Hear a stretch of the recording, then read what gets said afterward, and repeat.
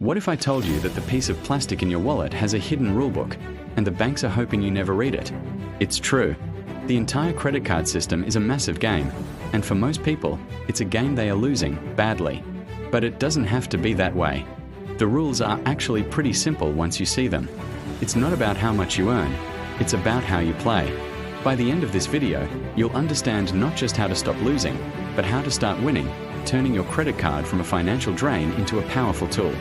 So, stick around, because we're about to expose the secrets the banks don't want you to know. You're about to see the exact calculation that keeps millions of people poor, and it's shockingly simple. It's called the debt trap. Let us say you have a $5,000 balance on a card with a 20% interest rate, or April.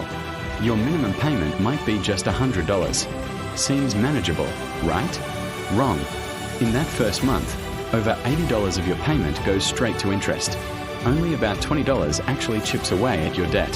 The bank just made $80 from you for doing nothing. Add in a late fee, and you could actually owe more than you did before you made the payment. This is the treadmill they want you on, paying and paying, but never getting anywhere. It's how they make billions. Now, let's flip the script. I'm going to show you how to make the banks pay you for the privilege of using their money. They put their normal, planned expenses, groceries, gas, bills, on that card, hit the spending target easily, and collect the $200. The crucial part? They pay the entire balance off before the due date. No interest, ever. They just got paid to do their regular shopping. The biggest difference between the rich and the poor isn't their salary. It's a single, boring habit they practice every week. And you can start it today. It's about psychology and control.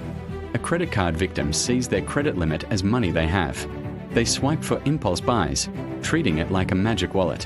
When the bill comes, it's a shock, followed by stress. This simple habit of budgeting and tracking is the foundation of financial control. So, what have we learned? The credit card system itself isn't evil. It's a neutral tool. It can be a trap that keeps you in debt, or it can be a system that pays you rewards and builds your credit. The difference is not in the card, it's in the person holding it. It all comes down to one thing: control. That's the small habit change that can lead to massive financial shifts in your life. Thanks for watching, and if you found this helpful, hit that subscribe button for more tips on mastering your money. See you next time.